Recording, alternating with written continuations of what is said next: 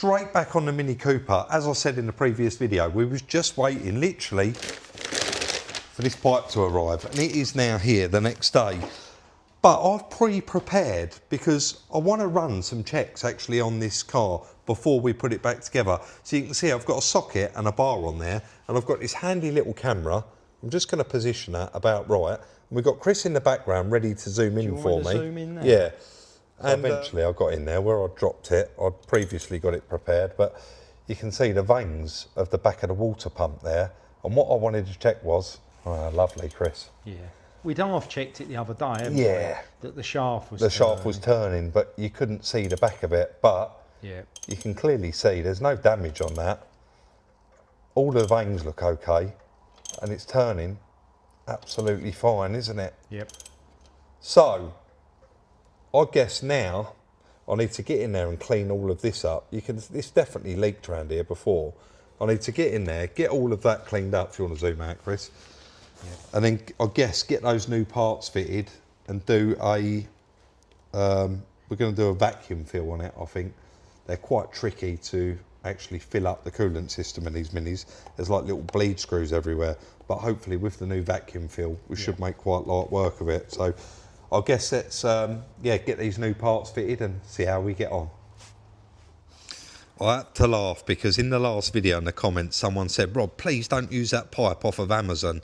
And it is a Febby, so it's exactly the same as what you'd get around the motor factors, and it is the same one that is listed everywhere all over eBay. So unfortunately, I am going to fit that hose. It looks absolutely perfect, and to be honest, it matches the one that I've just taken off exactly the same. So it looks like I've got that in there. Let's get the bolts done up and check it out. Quite a lot of people said actually in that previous video that they've worked on these and they've done this exact job, and how much of a pain it is to do. And to be honest, it is a real pain to do because it's so tight and awkward to do. And of course it's even more awkward in a minute with all these little clips. Also, to try and aid myself in the previous video, of course people did mention it, but I did put my hand down the back there. There's a metal bracket on the bottom of the inlet manifold, which I took that 10mm out of, and that holds that in place. The inlet manifold is a little bit loose, and I'd actually taken all 5 bolts out the top of it. So I've got those to put back in, and what I want to do is actually concentrate on putting those back in before I move on and start sticking all the pipe work back on, really just to get it all back to where it was before I started messing around with it. I mean, I'm certainly not going to forget any of it because I've got it all here anyway, but some of the bolts are easy to get to, others are a bit of a pain, but I'm going to crack on and get all of those done, and then I guess we'll start sticking the pipe work back on it, and then get that all important vacuum refill done on it, where we stick the vacuum over the header tank here and then start the process of filling the system.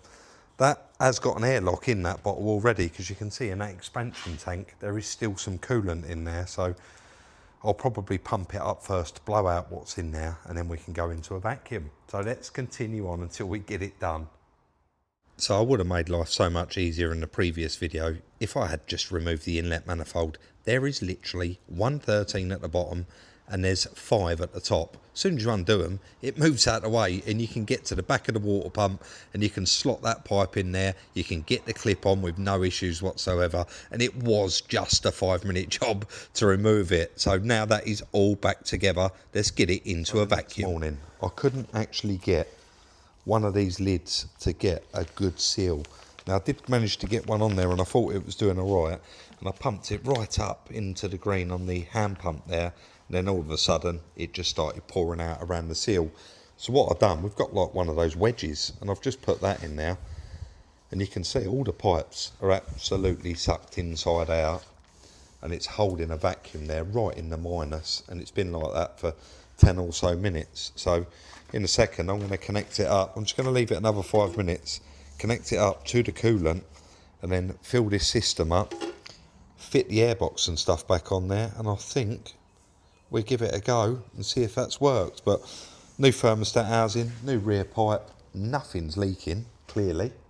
The gasket must be all right, isn't it? Hang on. Can you imagine if that? Well, it should be, shouldn't it? Can you imagine if that started hissing and that started going back up? Because I mean, it didn't appear to have a physical leak, did it? No. But it previously had, we think. There was no parts of that pipe down there on the floor. Someone's messed around with it before. Or the outside of it's broken off and just fallen on the floor. You just don't know. You just don't know, do you? It's got 2 chances, Chris. That's right. And I'm giving it its best chance now by actually...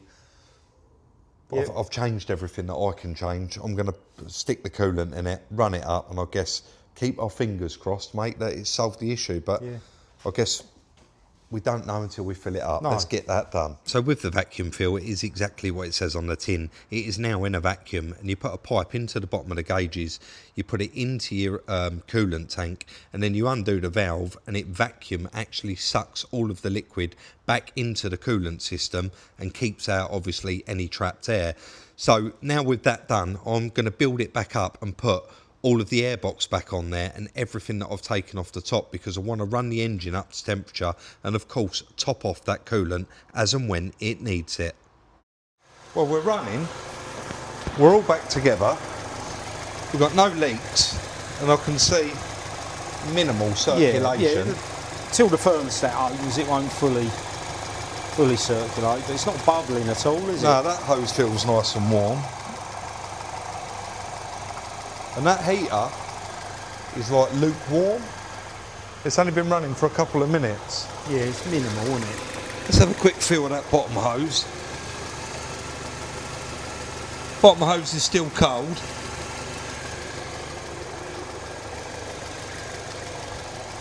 Well, a little bit of temperature in it, but what do you think? Well, it's a waiting game, isn't it? Yeah, it's a waiting game.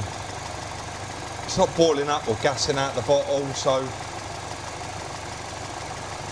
Stick the cap on and see what it does, I suppose. Yeah. It's got 2 choices, isn't it, as we always say. Maybe even chuck the wheel back on it and just run it up and down the yard, or well, do you think... get it warmer quicker, won't it? Yeah. Yeah, get it warmer quicker. Yeah. And you've not driven it yet, have you? Well, I guess this system needs locking off. Yeah, and if you've got to test it, you've got to try it. Yeah.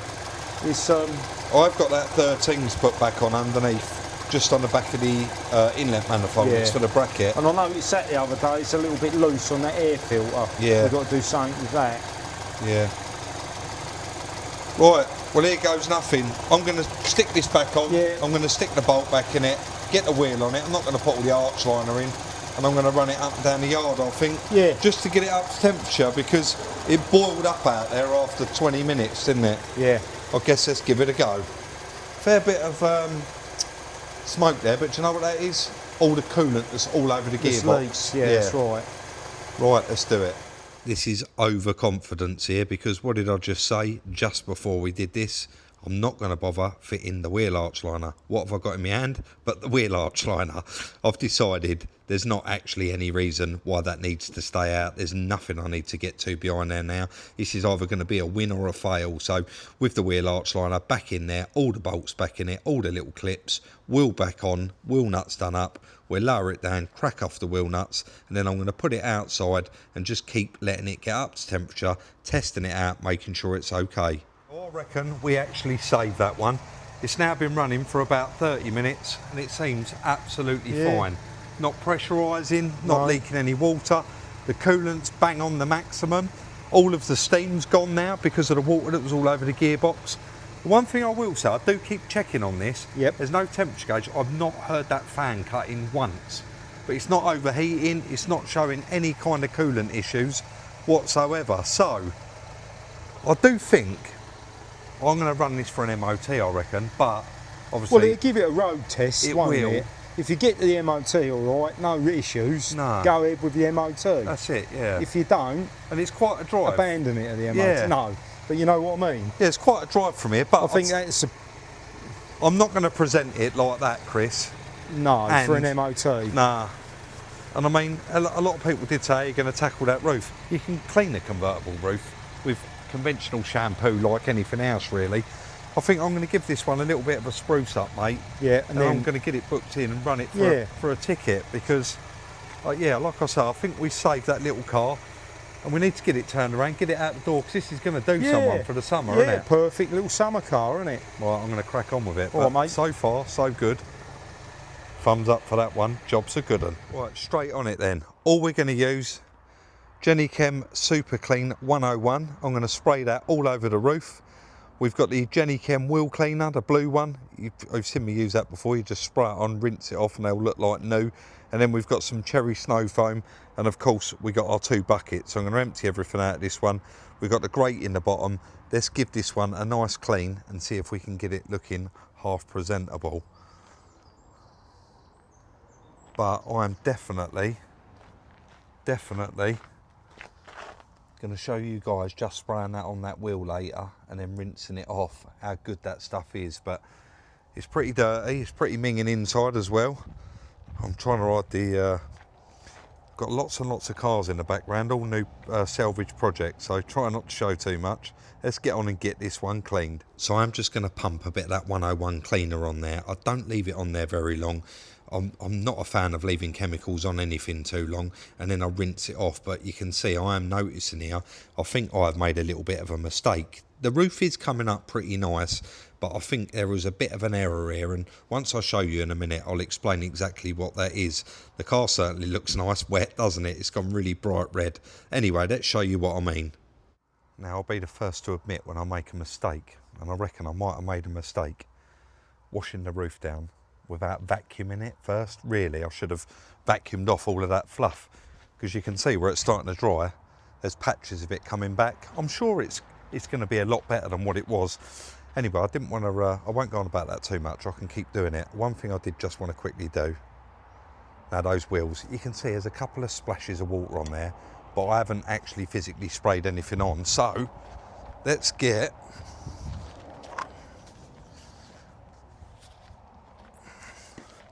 this will be on TikTok later, and it won't be mine. Someone will nick it out of the video. It happens all the time. So just a bit of this stuff on there. You can see, look, you can see it's doing something. As soon as you put it on there, the pressure of the bottle hitting it is actually washing it up. Someone's going to say, and I mentioned it in the last video, didn't I, with a boat, what about if you just hit it with a jet wash? It's not, the jet wash will take off some of it, but it won't never do what this stuff's going to do. Excuse me. That's the Jenny Chem wheel cleaner, and you can see how many seconds we've left that on there for, and already I can see up here where it's cleaning it up. So just a few seconds, let's blast it off.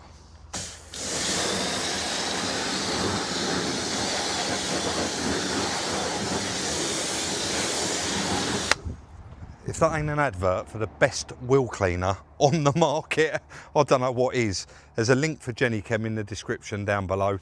I'm going to go round, do all 4 wheels with the same stuff, exactly the same amount of time, and then we're going to move on and just get this car washed off. Exactly what I said there. You can see I've sprayed up all 3 wheels, and as fast as I've got round to the 3rd wheel, I'm then rinsing off the other wheels. A bit of water over the car just to get it wet, and then on with that cherry snow foam, around with a wash mitt or a sponge. Just get in there. I'm not going to town on it. I'm not trying to get it showroom. I just want it really clean and presentable for the MOT. I rinsed it off, and I think you would agree that little car come up a treat, and the wheels now are really popping. I'm going to say I just washed a few quid into that little car. Of course, every car would benefit from a nice polish, and I am going to go round with that Jenny Chem bumper gel, and I shall get all them wheel arches up like new. I know a lot of people say use a heat gun, it lasts longer. It does, but the heat gun sucks all the oils out of the plastics. They then become brittle and start going like that.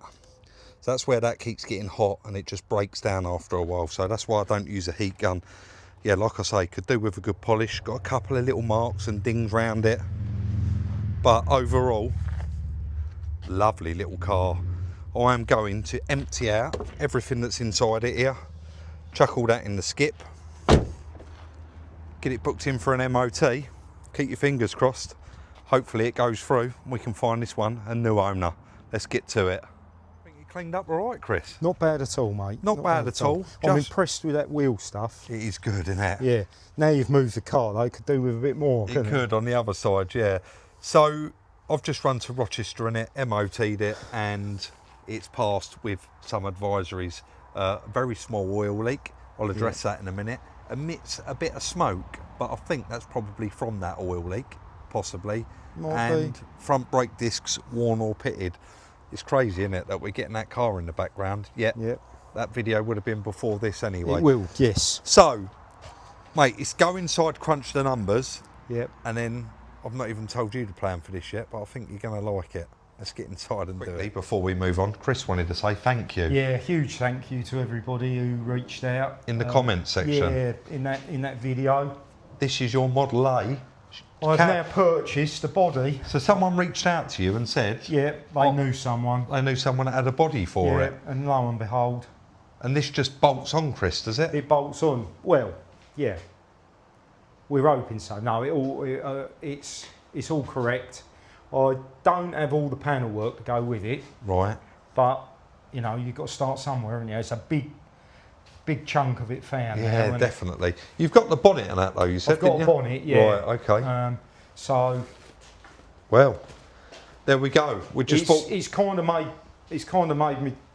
I'm not building a Speedster now. No. I'm building a convertible or a coupe. Yeah, well, mate, it's beautiful. So, that's in lovely condition. But the Speedster will come next time, maybe. Yeah, it's in real lovely condition, this, isn't it? It is, very good, yeah, very good.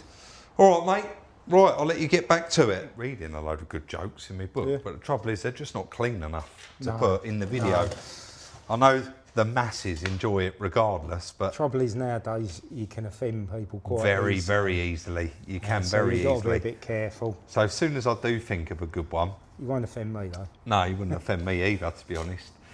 I've heard it all before in the comments section. Don't worry about that. I know I'm only 3 foot tall now. My legs are getting shorter every year. The little Mini. Now, if we wanted to, regardless of... Is that getting you all right, mate? Yeah, it'd be fine. We sell our cars on a trade basis. We sell everything well behind book, but we do get our cars to a certain degree. And that car is not to our degree. No. So with that car, if I was going to sell that car to one of you guys, we would have to do the oil leak. We'd have to do the... Address the smoke. Address the smoke. Worn and pitted discs. Still, it's not been serviced. It's going to want a really good service. And to be honest, there's a very, very thin line of how far you go with a little cheapie like that. Now, did I pay too much for that car? Probably. I paid £1,000 for it, but I thought if it's a nice easy fix, it'll probably go out the door with a service, a wash and a polish for between £2 and £3 grand. And I think you'd agree, it really would. Because although it's got a few little marks around it, a lot of them will polish out. But like I said, that's not good enough to retail. And a lot of you are going to shoot me down here when I tell you what I'm going to do with it and say, well, it ain't good enough for us, but it's good enough for family. Now, my brother tinkers with cars, and his girlfriend's asked me several times for a cheap little convertible. So he watched the first video on that and said to me, what are you doing with it? And I said, at the minute, I don't really know. But on the way out, as soon as I got home from the MOT, I spoke to him and said, look, it owes us 1,180 quid with what we've done to it. Like, that's what it owes us. Do you want the car? And he said, yeah, I'll give you a drink on it. So he's offered us 1,500 quid, but we'll just work out, yeah, it owes us 11. We'll probably just take that off him, won't we? Yeah. And maybe just a little something to cover the day that I've spent on it. But I'm going to let him have that because he'll tinker around with it. And for that value, for him to put a set of brake discs and pads on it, put a sump gasket on it or whatever it needs, it's going to work out for him a really cheap little car. Yeah. We've got our money back. And it's keeping family happy, isn't it? Yeah, so that's the plan with that one, I'm afraid. It's not, again, it weren't everyone's cup of tea. It was a real cheapie, but we got real projects to be getting on with. Yeah. Including, I mean, we never ever say anything like this, but the BMW's in the background, and we're just about to start filming the video on it. That's going out before you've even watched this one. So that's the way it goes round. And the only reason it went round that way is because that car was stuck on the ramp until those parts did arrive for it. And once they're on the ramp, we're not going to throw everything in it and push it out. We're going to finish it, push it out, and then get in the next one. So I think that's it, mate. You got anything to add? No, it's always a risk when you buy an older car. Of course it is, yeah. Everyone knows we take that. the risk. Every car we buy is a risk. Absolutely. But it's always a bit of a risk, and some you win, some you lose, don't you? I mean, that's not a loss, that one. No. And it's because it's going to family. If I sold it to one of you guys for what it owed us, it would be a loss, wouldn't it? But it is what it is. That's the way it goes sometimes. That's it, mate. I think it was worth the effort to give it a go. It might have turned out to be an absolute peach, but when I looked at it, I had a quick look round it, made him the offer, he accepted it, and that is how it is. I will always stand on. Don't forget, if you want to sell us one of your cars, preferably not that bad, you can email me, sales, sruk@gmail.com. All of our cars, once they're finished, do get listed on Instagram for sale, and it's on a first come, first served basis. Don't forget, please don't send us any inboxes on Instagram offering us your car, because we do not get those inboxes anymore. Nothing to do with us, it's just Instagram will put a stop to it. Don't forget, like, subscribe and share, and we'll look forward to seeing you all very, very soon in the next one. And no joke. No joke, Rob.